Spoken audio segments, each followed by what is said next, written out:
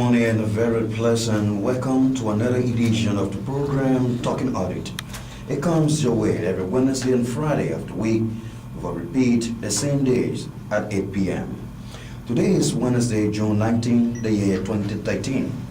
The Talking Audit is an educative and informative program that seeks to bridge the information gap between the GSC and the public.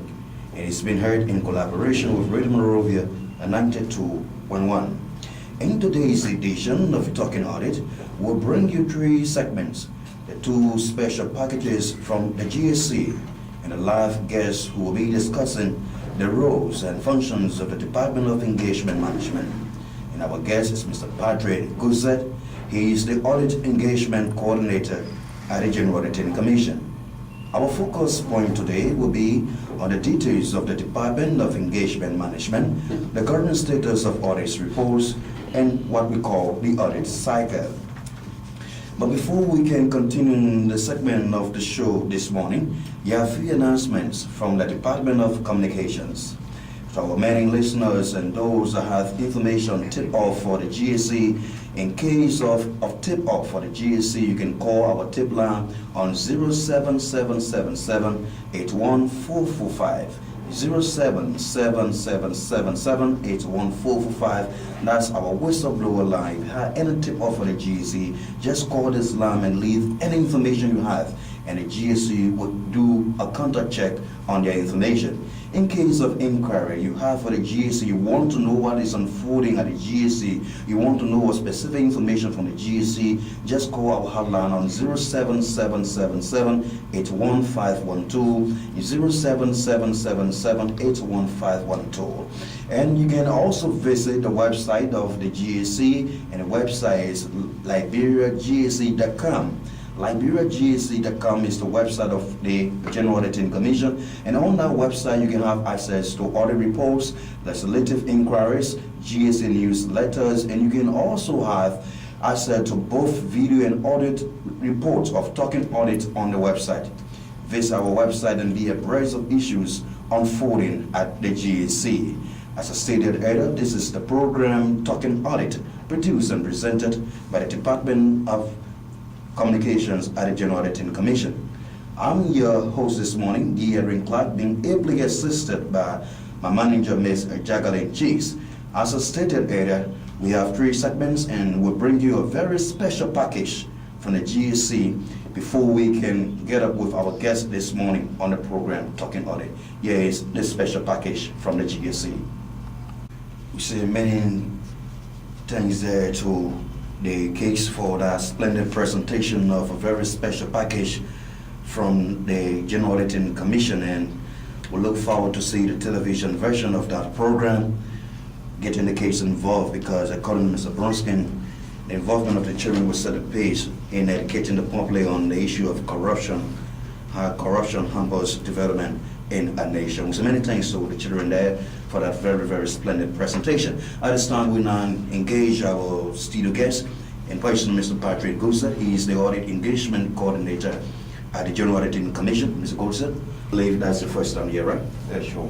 Okay, how do you feel this morning? I feel a little bit elated to be here on this show and trying to give information to our people. Okay, thank you very much. Audit Engagement Coordinator at the Department of Engagement Management within the GSC. You know, the Auditor General has a wide range of responsibility, and in the conduct of this responsibility, you need to get some people who are going to assist in the process. The role of the Audit Engagement Coordinator, you serve as the point of contact between the Office of the Auditor General and then the various audit departments within the GSC. In terms of assigning the requisite staff to various engagement.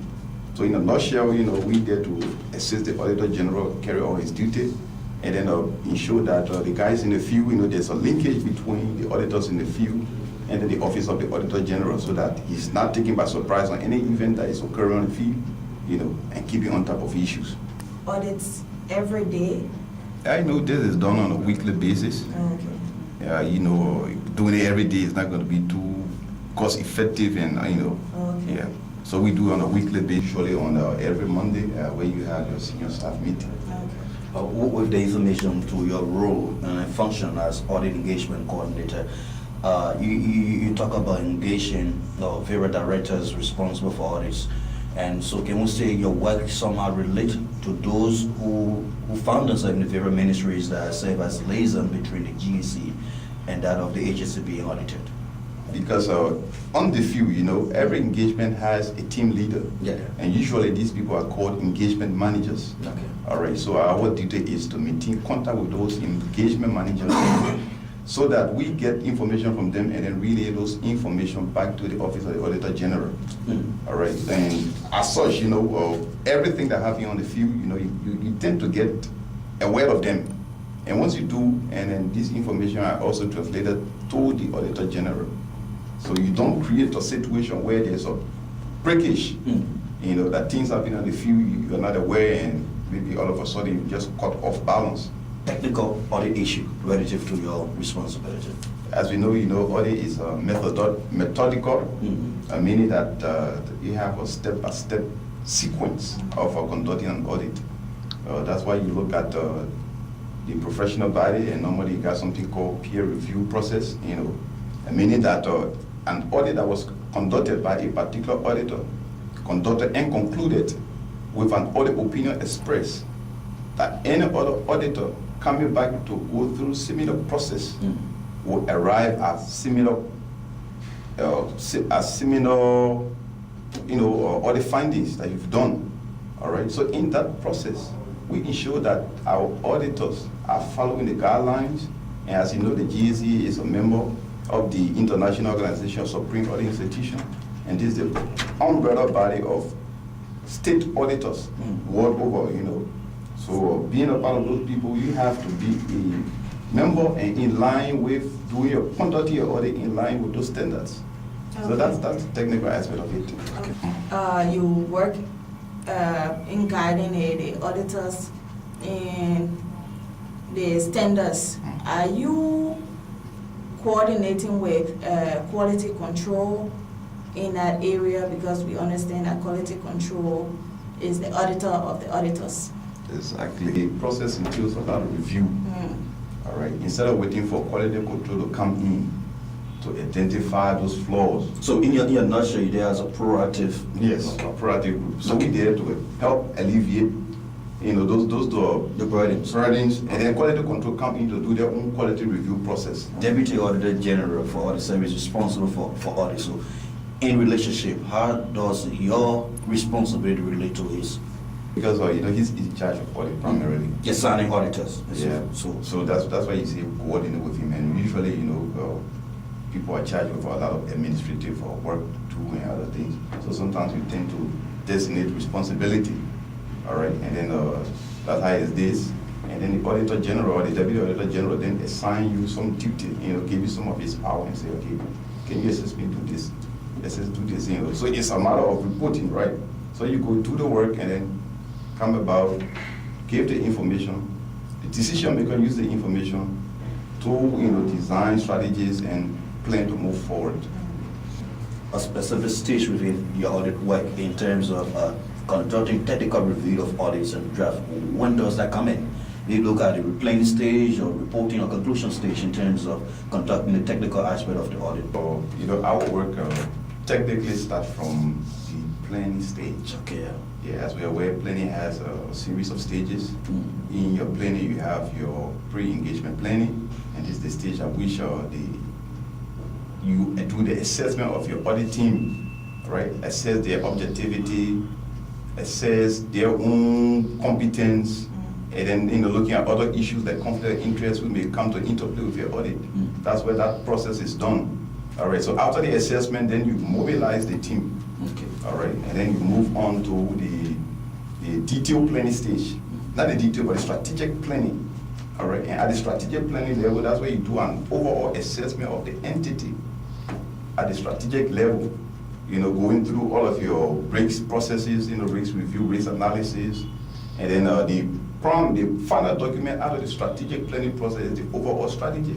And it's within that document that the auditor tell the audit client, we normally call our people client, our audit team. Those being audited. Yes, we call them our audit client, Then you tend to provide them a strategy on how you think to carry on this audit.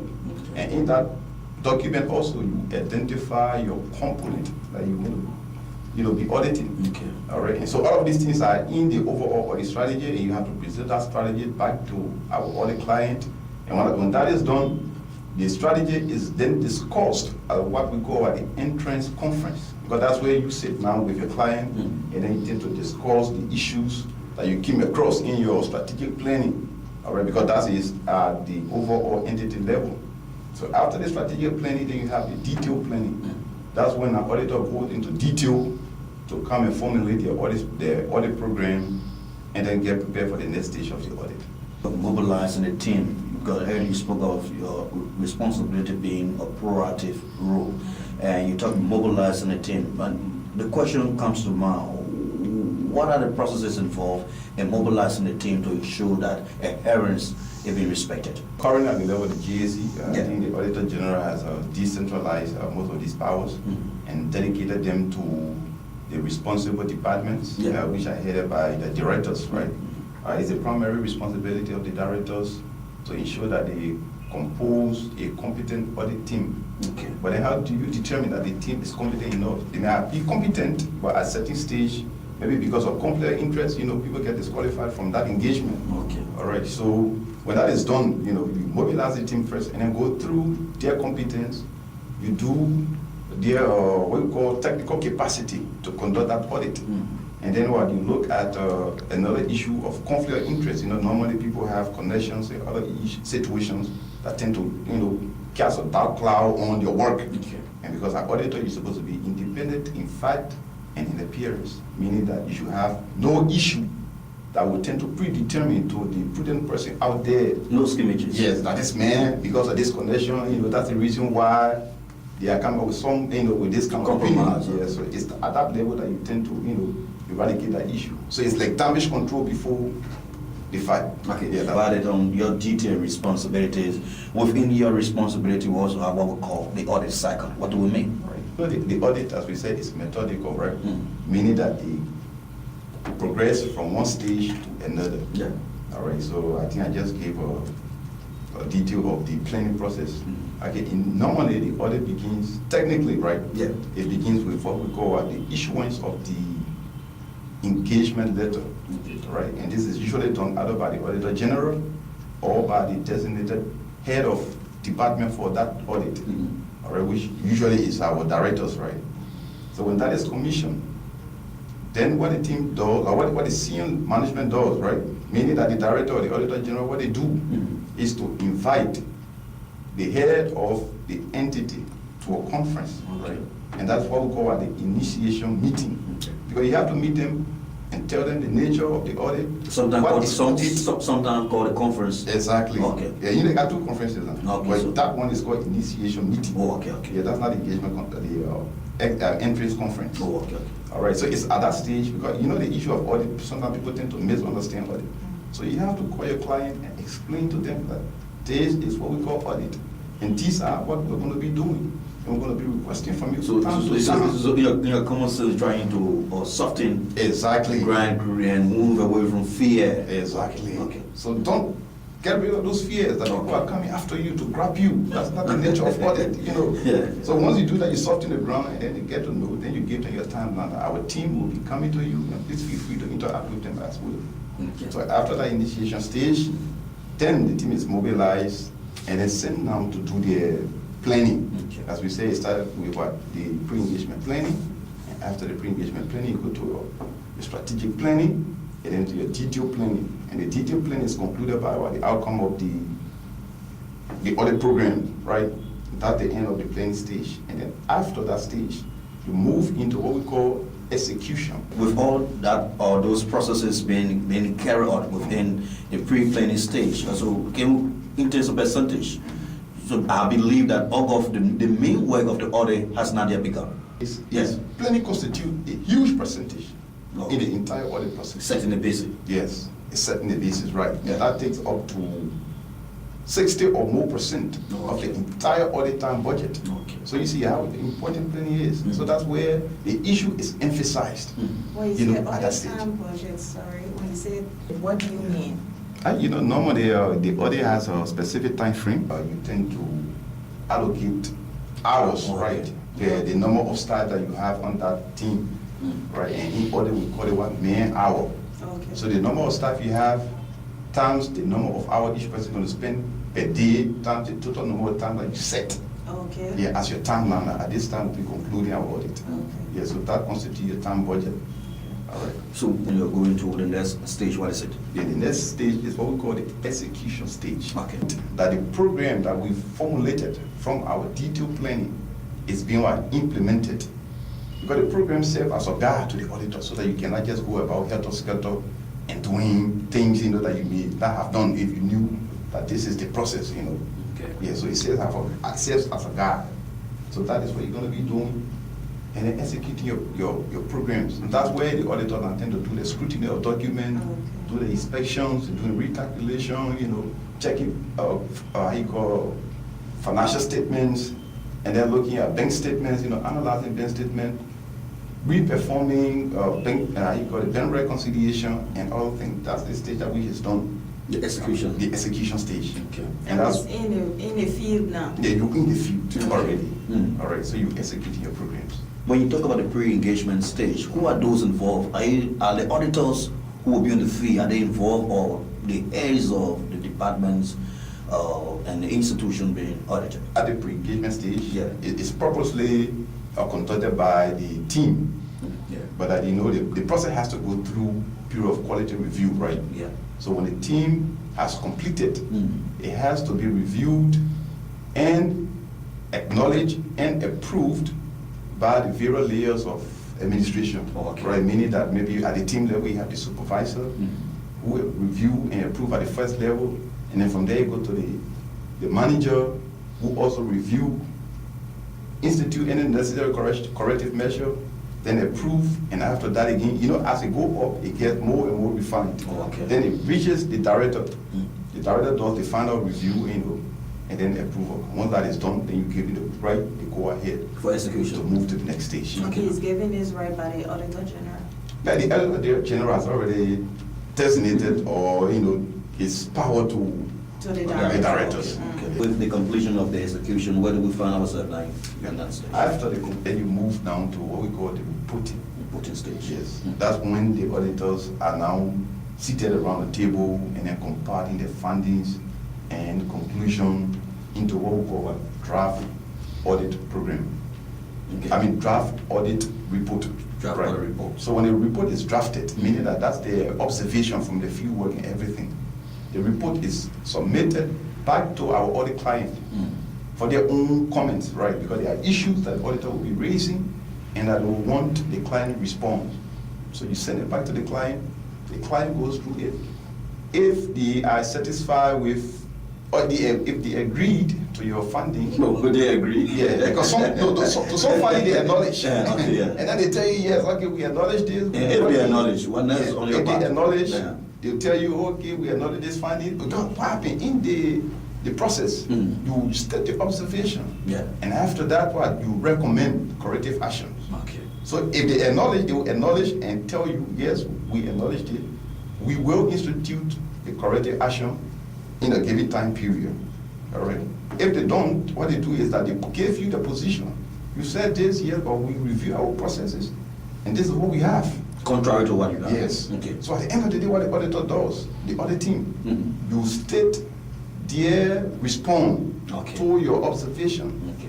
But then you come up with your But position. why you think that is necessary to state the response of the audit team? Yeah, because the thing is, the Yeah. auditor feel that what they're doing is right Okay. at times, right? But you, the auditor, you've gone through the documents and you've seen that yes, this was not done. You know, don't you think it's right? But for us, and from regulations and everything, we feel it's not right. Okay. All right. So in that case, what you do for the benefit of the reader, the reading public, as well as the PAC, because those are the people who, at the end of the day, the report is going to be laid before. Okay. The PAC is the public committee. So you state the response from the audit client. Okay.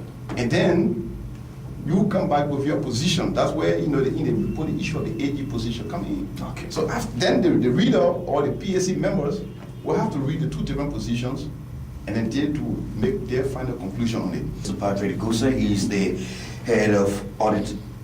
He coordinates audit affairs at the General Auditing Commission. He is our guest this morning, and our focus point this morning has been on the Department of Engagement Management at the General Auditing Commission. He has been speaking on a number of issues relative to his duty, relative to audit cycle, and we are going to take a break. When we come back, we'll look at the status of the current audit reports at the General Auditing Commission. We're going to take a very short break. When we come back, we continue the discussion with him, and we'll also bring another special package from the Department of Communication within the GEC. Thank you to our simple Englishman for that brief information relative to reports from the GAC. And let's continue the discussion of Mr. Guse. You spoke earlier of your details and that of the cycle. Now, the popular is mounting pressure on the GAC and believe the GAC doesn't operate on the basis of public sentiment.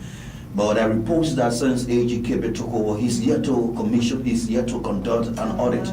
So as we speak now, what's the status of audits within the GAC? The first thing our listening public need to know is that we say initially, the audit is a methodological process, meaning that it has sequence of events that must be complied with before the audit reports are released.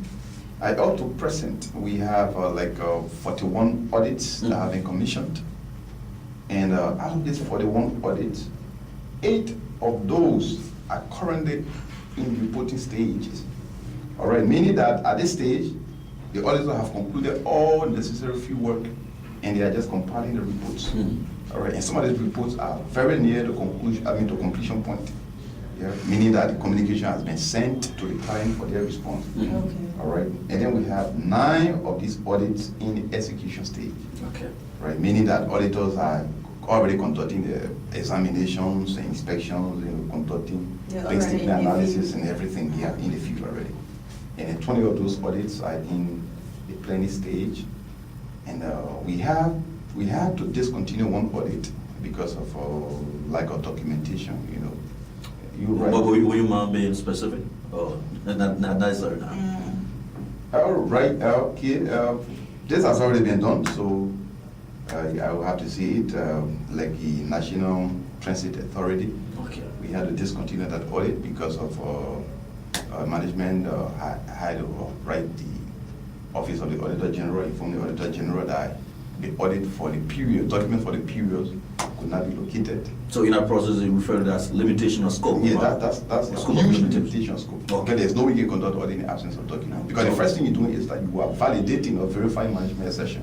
So how can you validate or verify these accessions when the relevant documents are not available? Okay. All right, so that's it. And then 3 of the audits are on hold, because of some other reasons. Okay. All right, maybe relocation problem, and then other reasons. Okay. Provided in terms of the percentage of audit being in the planning, in the reporting stage. So what can probably expect from the GS in terms of submitting SIM? So that the audit has its own time frame. The time Right, frame. and What will be the time frame? from the records that we have, most of the audits might be concluding in July. In July. Yeah. Okay. So maybe between the period July to September, most of these reports will be concluded, because that's the time frame, the timeline that was set for these audits.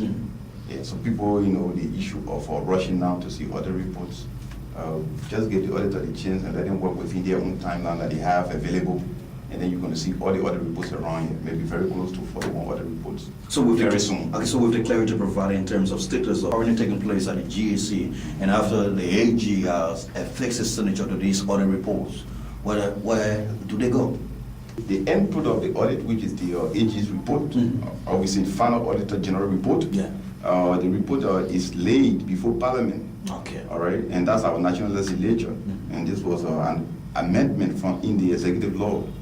Initially the AG used to report to the president. Okay. But since the law was amended, Chapter 53.4, the Auditor General has to report directly to the legislature, and then copies of the reports are sent to all relevant stakeholders The I stakeholders, listen to the president and we have relevant stakeholders. relevant stakeholders, And, the one. and like the head of the ministry Okay. that is involved, Mhm. and all other parties, that one way or the other contribute to that ministry. Okay. And then the Ministry of Finance as well, because the Ministry of Finance is the So, so the Ministry of Finance receives all other reports Yeah, all other reports. on what ground? Yeah, because they are the They provide money. fiscal arm of the government, right? Oh, They okay. provide the money, budget. So they want to know how the money Yeah, is so they spent. have to be made aware that the money you give this entity, that's how the money is being spent. Okay. Or the operation of this entity, this is how it's going. Okay. So that is like, so once the report are laid before Parliament now, and Parliament start debating the report, then it become public document, and you can see it flying all over, the people who start to discuss the audit. Yeah, so in the legislature. Exactly. That's where the Public Account Committee or legislature come in, because they have to debate the report before Parliament and then try to invite people who are one way or the other. So at this stage, are you involved? At this stage it's at another level. Okay. But in terms of inquiry from the PAC, is the GSA contacted or consulted on issues relative within the report? Yeah, exactly. So who is Exactly. responsible in the GSA to liaise with the PAC? Yeah, right now, the Auditor General has designated the Director of Quality Control or Quality Assurance. Okay. She's working seriously with the PAC. Okay. And then reviewing the audit reports, helping the legislature as well in, analyzing some of those findings. With your explanation provided in terms of achievements, the public has heard your achievements, what you are doing in the GSC relative to your details, relative to audit cycles and that of the status of audit reports now. Are there some challenges on your part? A lot of challenges. What are those challenges? With our auditors. Mm. Normally, like we said, the audit is town-bound. Town-bound. Right. So if an auditor were to request for you a document Mhm.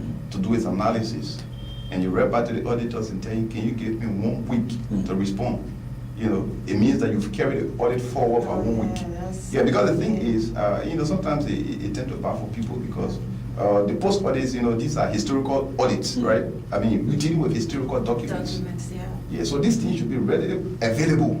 But in the event where sometimes it takes up to a month before somebody provide you a financial statement for an entity, you think what the auditor is going to be doing.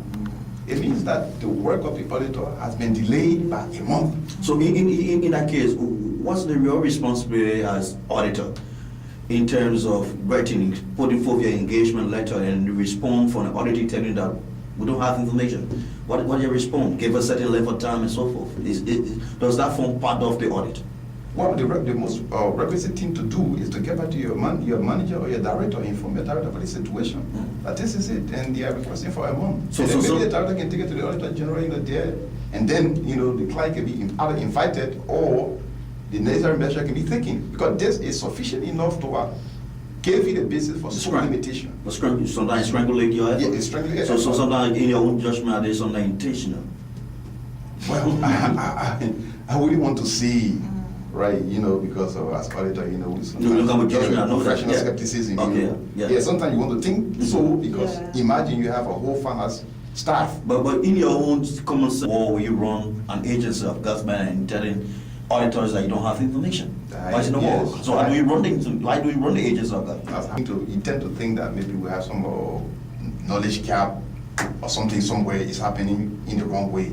So You know. in that, you come out for that particular entity in that this entity needs to come up with this check and balance structure because of so and so reasons to protect the country resources or so. Issue of internal control is always emphasized, right? That the entity must be able to maintain adequate control over resources, over assets, allotted to them. We'll have another segment to be aired on this edition of the program, Talking Audit. So just in a nutshell, just give us your part and comment relative to the discussion this morning. Want to say a big thank you to this team for this invitation, and to our Liberian people, and then to our listening public.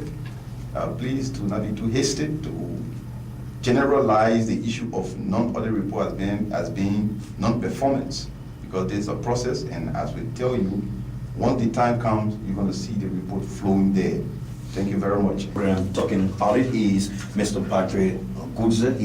He has been up against this morning. He is the Audio Engagement Coordinator at the GAC with emphasis in the Department of Engagement Management. He has been speaking on the basis of his function, has been speaking on the basis of audit cycles, and has been speaking on the basis of status of various audits reporting. He informed the people of Liberia that between July to September, audit reports will be prepared and submitted to the National Legislature. So once again, it's a pleasure having you. Thank you very much. Thank you again.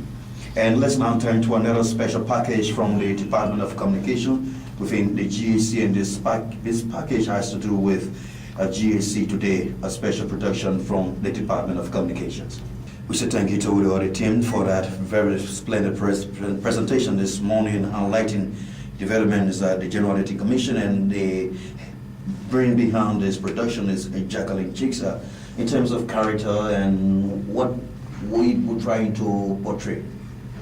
This was to show the rebranding of the GAC, the structure of the GAC. Okay. Yeah, the rebranding being changed to ensuring accountability and leaving the fighting fraud, waste, and abuse. Really there. awesome breed. Yeah. Okay. So we did this with the intention of educating the public that we now fighting people, and the GAC is really protecting the interests of the country. Okay. Yeah, and not there to be enemy to anybody. Okay. Yeah.